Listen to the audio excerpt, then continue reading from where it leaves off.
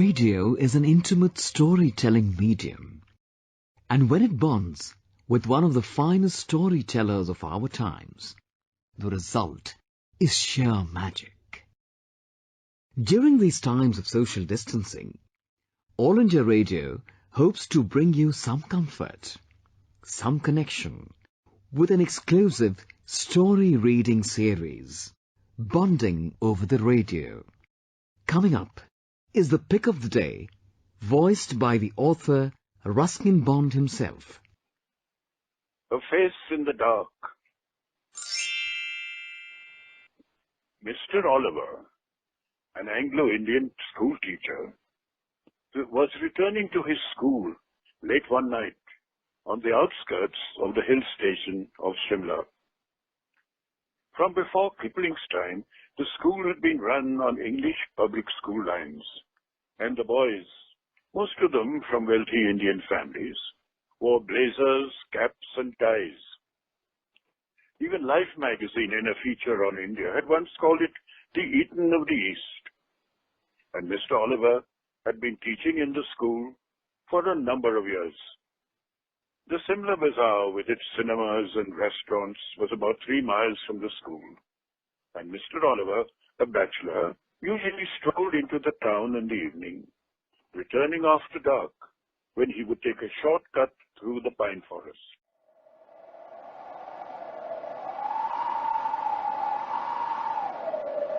When there was a strong wind, the pine trees made sad, eerie sounds that kept most people to the main road. But Mr. Oliver was not a nervous or imaginative man.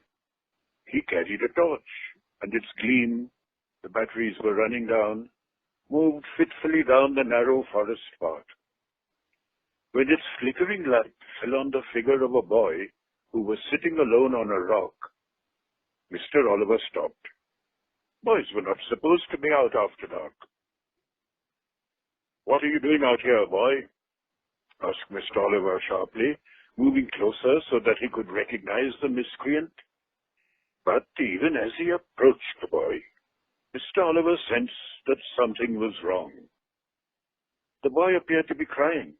His head hung down. He held his face in his hands, and his body shook convulsively. It was a strange, soundless weeping, and Mr. Oliver felt distinctly uneasy. "Why, what's the matter?" he asked, his anger giving way to concern. "What are you crying for?" The boy would not answer or look up. His body continued to be racked with silent sobbing. "Come on, boy, you shouldn't be out here at this hour. Tell me the trouble. Look up." The boy looked up. He took his hands from his face and looked up at his teacher. The light from Mr. Oliver's torch fell on the boy's face, if you could call it a face. It had no eyes, ears, nose, or mouth. It was just a round, smooth head with a school cap on top of it. And that's where the story should end. But for Mr. Oliver did not end quite there. The torch fell from his trembling hand.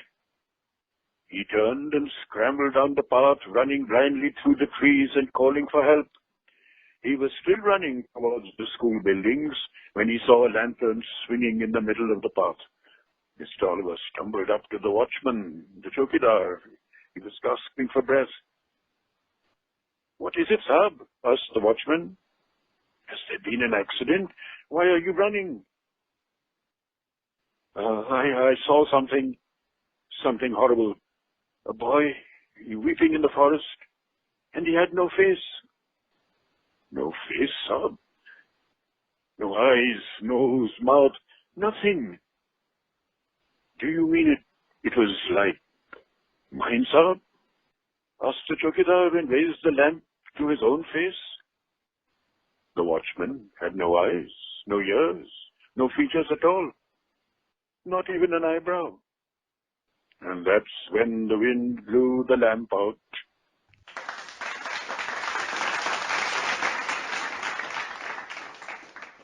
When I first wrote this story, it had one more sentence which said, and then Mr. Oliver had his heart attack. But when this story was put into the school curriculum sometime back, they said, no, we can't have the teacher having a heart attack. So they censored, took out the last line. What is this fascination with ghost stories, sir, if one can ask? I have to confess I never met a ghost, but I enjoy reading ghost stories because when I was very young, some of the first books I read were ghost stories, There was a writer called M.R. James who wrote a number of them and others. So I was quite fascinated with the genre, and then later on, whenever I felt like it, I'd write a spooky story. And then hill stations are supposed to be full of ghosts and haunted bungalows. Actually, more or less what you call British ghosts.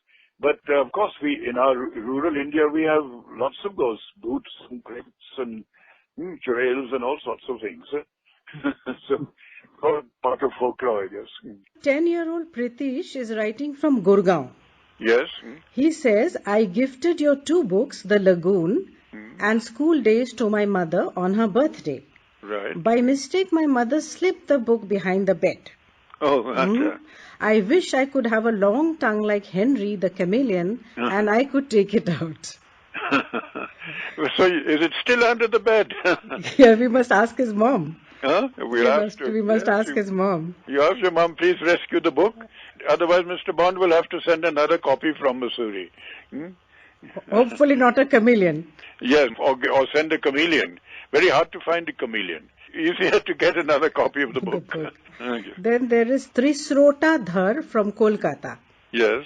She says she's been regularly listening to this program on radio. Nice. And then she said, I heard the black cat and it brought back a memory. I had the story as our text in class 7. I remember that when the story was being read, I suddenly saw a cat entering our classroom. Oh. I was so startled that I sat up and taking a good look, I found that it was gone. Oh. Bit like the Cheshire cat, sir. The cat had come to listen to the story. It knew there was a story going on about another black cat. None of her friends saw it. So she says that she must have hallucinated. Yes. Seeing the cat was the effect of your wonderful story. I just wanted to share this memory. I have a question, sir. Yes. I love the story, The Playing Fields of Shimla. Right. And the story is written with Rusty as the main character. Yes. And her question is, was it completely a fictional story? Or did you really have a friend named Omar in your school days, sir? It's a true story. I did change 1 or 2 names in it. Of course, here and there, relying on memory, so where I have to describe an event or other characters, or put in dialogue, naturally, I would have to rely on memory, which would not be perfect. Otherwise, it is a true story, yes. But your memory for names and places is phenomenal. Yes, not bad. I have a very good memory for childhood and boyhood, for those early days. Well, and for yesterday too. I haven't got Alzheimer's yet. We hope you don't get it ever. No, Sir Trisrota is still there, and she's saying, my brother is requesting you to read the story Ghost Trouble one day, please. And now, Ghost Trouble, again, it runs to about, I think, if I read it 20-25 minutes, it would take. If I can maybe shorten it or find a shorter version, I'll do that. Now we have Saranya Iyer. Wow, I listened to the chameleon story and I was in splits. Thank you. My 4-year-old daughter comes and sits on my lap to listen to the stories too. She is thrilled to hear your voice, though I think she can hardly decipher at her age of what is going on the radio. Right. But I am enjoying this time, and I am enjoying her listening to you regale the stories from your books. Oh, good. I would want to listen to some of your stories from the book with Love from Hills and Tales from the Himalayas. Gotcha. Thank you, sir, for coming for us on air and making our time worthwhile. Thank you so much. And I hope you'll listen to more stories. Most of them are, in fact, set here in the hills, with a Himalayan background. And just as the Blue Umbrella is, and that you'll be listening to maybe in a day or two. Sir, then there is Shrabanta Bag. My sister Shrabana Bag, a 16-year-old schoolgirl, urges me to send you this message.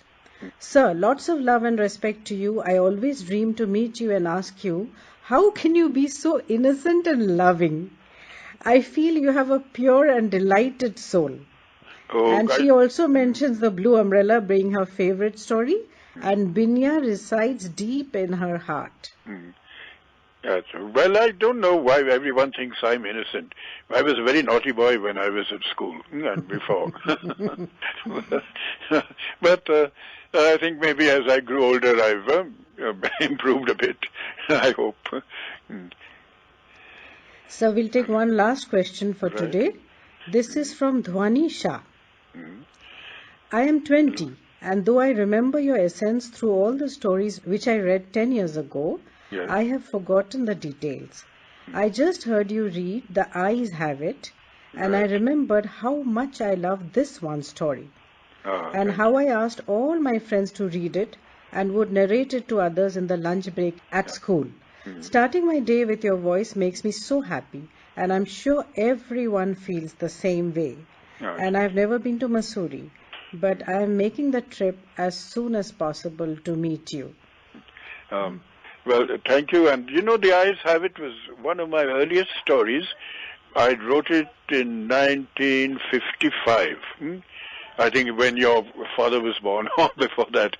And it's nice to know it's still around because it keeps coming in anthologies and collections. So though one of my earliest, it's also one of my best. So it shows that you can write a good story at any age. So if you want to be a writer, don't hesitate. Go ahead. That was storyteller par excellence, Ruskin Bond, reading his hand-picked story of the day in our exclusive series, Bonding Over the Radio. Ruskin Bond needs no introduction. Much loved by generations for his enduring and inspiring writing, he is an iconic and prolific literateur, honoured with the Padma Bhushan and Sahitya Akademi Awards. Some of his works that have been adapted for film and television series include Junoon, Susanna's 7 Husbands, Saat Khoon Maaf, The Blue Umbrella, and Ek Tha Rusty.